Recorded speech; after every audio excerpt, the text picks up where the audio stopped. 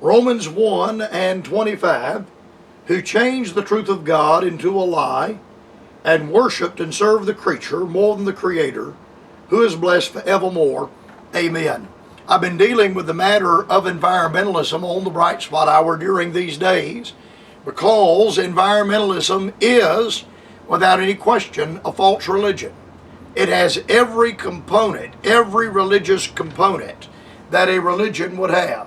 Furthermore, even secular writers have recognized and understood that when dealing with the matter of environmentalism, you are dealing with a religious phenomenon. And the matter of environmentalism is occupied with a religious zeal and a religious fervor. Something that if you don't understand that environmentalism is a religion, then some of the insane, literally insane things that are being said by environmentalists, things that are just entirely unprovable. There is no reasonable way that these things could ever be proved. There is no evidence for these things. If you don't recognize that you're dealing with a religion, then these things become utterly untenable. So the question is asked, if environmentalism is a religion, and it most certainly is, then so what? So what? We're just dealing with another religion among the religions of the world. If environmentalism really does function as a religion, somebody says, well, so what? What does that matter? I mean, is that a bad thing? Well, yes, it is a bad thing. It's a bad thing for two reasons. Number one, it is based on a false premise. Secondly, using a false premise, it seeks to impose its vision for the world via the force of government. I appreciate a number of things about President Trump. One of the things I appreciate about him is he has pulled us out of the Paris Climate Accord, and he has a healthy skepticism over the whole line of anthropogenic global warming, man-made climate change. The United Nations has a desire, along with globalist elitists. Now, call me a conspiratorial individual if you want to, but they have a desire to build a one-world government. I think that's the operation of the mystery of iniquity that doth already work, that Paul warned about. And they have discovered that rather than using red communism, that they are able to use greenism to force men into compliance and to force the nations of the earth into global governance, to force them into a one-world government. The false premise that greenism is based upon mankind, as Crichton pointed out regarding the environmentalist concept of Eden. There is no Eden, quote. There never was. What was that Eden of that wonderful mythical past?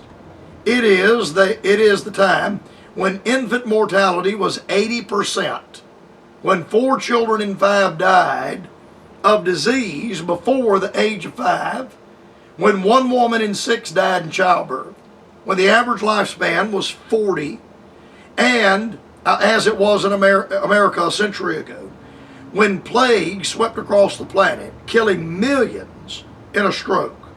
Was it when millions starved to death? Is that when it was Eden? Now remember, the environmentalists say if we can just go back to the way things were. The problem with that is the way things were was pretty bad in those days. You think about the filth in the city streets and in the main cities in America before the advent of the automobile, when buggies and carts were pulled by horses. You know what horses do, and mules and donkeys do, and they defecated all over the streets. No asphalt paving. When it rained, it became nothing but a wash in mud, and in the midst of the mud it was like walking in a barnyard. in the cities. The flies, the maggots, the gnats, all of that. And they said we can just get rid of the automobile while the earth can become pristine again. I don't want pristine like that. Crichton continues. And what about indigenous peoples living in a state of harmony with the Eden-like environment? Well, they never did. On this continent, the newly arrived people who crossed the land bridge almost immediately set about wiping out hundreds of species of large animals. And they did this several thousand years before the white man showed up to accelerate the process. And what was the condition of life? Loving, peaceful, harmonious? Question mark. Hardly. The early peoples of the New World lived in a state of continual warfare. In short, the romantic view of the natural world as a blissful Eden is only held by people who have never actually, who have no actual experience of nature. I pointed out to my wife the other day, I was channel surfing and went across C-SPAN, and there's a young fella standing on there, millennial, 20-something, and he was talking and had charts and graphs up talking about man-made global warming and the fact that we only have 12 years to live. I looked at my wife and I said, if you handed that fella a shovel, he wouldn't know which end to put in the ground. And I said, I bet his hands, I have calluses. I have calluses on my hands and on my feet. And I looked at my wife, I said, I bet the palms of his hands are softer than the back of my neck. That man's never cleared an acre of land by hand. And I said, that's what's wrong with Washington, D.C., is a bunch of people like him that have never slept out of doors overnight. You could look at him. He was lily white. His whole life, I don't think the fellow's ever done any kind of strenuous, laborious labor or activity in his life. Never. I have hundreds and hundreds of hours on a tractor, and I don't run heavy equipment for a living. And I have cleared several acres of land of my property by hand. It takes a long time and a lot of energy, a lot of work to do that. These individuals that say if we could just get rid of the automobile and we could go back to Eden, they want to take us back to something that did not exist since the fall of man. When Noah came off the ark, bloodshed, warfare, difficulty, hardships, diseases, and death is what the human family has dealt with since Noah got off the ark on Mount Ararat. One test of the validity of a religious belief is determining the accuracy of prophetic pronouncements. As the New American has reported in detail in many articles, both in print and online, environmentalists have been embarrassingly wrong about their prophecies of impending climate catastrophe. For example, throughout the 1970s, various prophetic pronouncements were made predicting dire consequences if humanity did not change its sinful ways, particularly regarding population growth and industrialization, mass starvation of the world's people, owing to overpopulation and crop failures, mass extinction of the world's living animals, a new ice age caused by air pollution blocking the sun, and the depletion of the world's resources were all predicted to happen before the year 2000. Many people were understandably frightened by these predictions at the time, and since the predicted disasters were to take place more than 2 decades in the future, they seem believable. But obviously, none of these prophecies came to pass. Were the prophets branded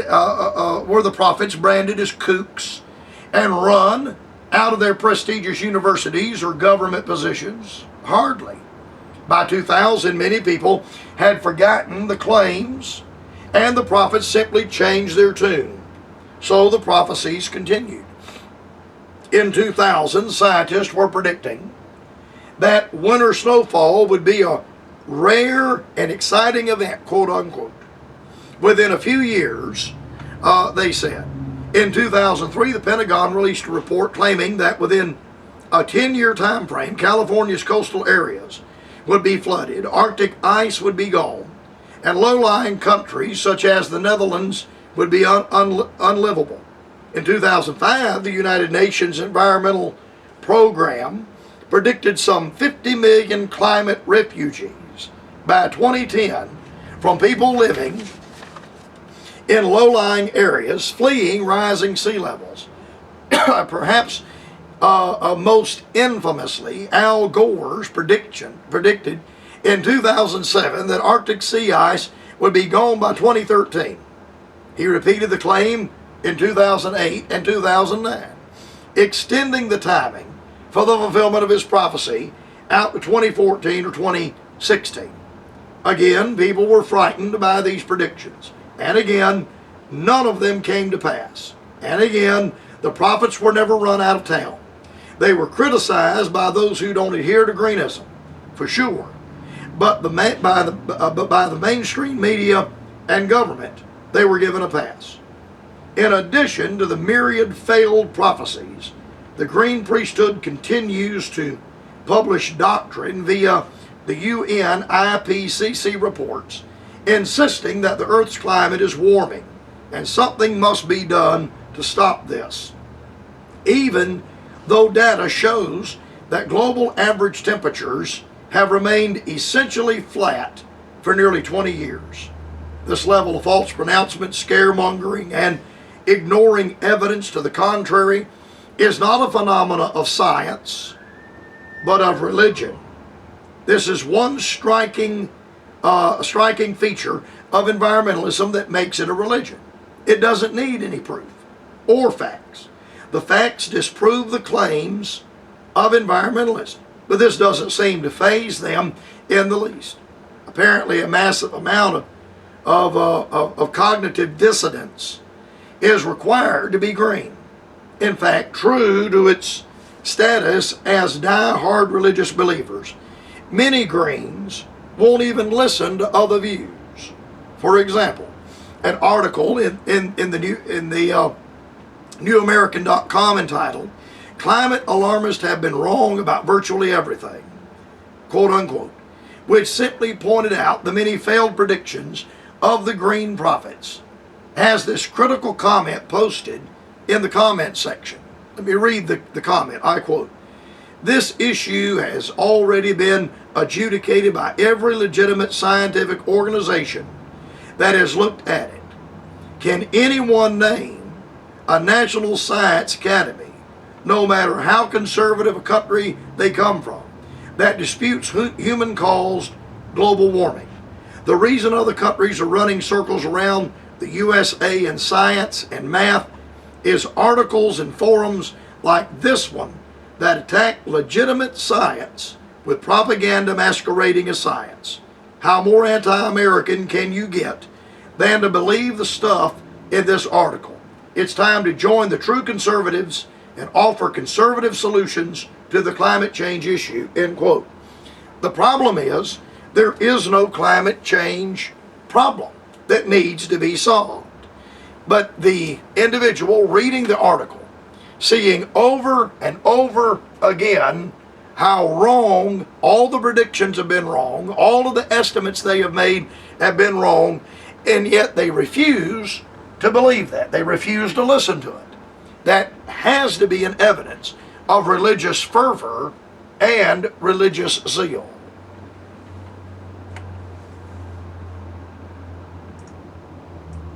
Correspondence may be sent to the Bright Spot Hour, Post Office Box 4, Greenville, South Carolina 296.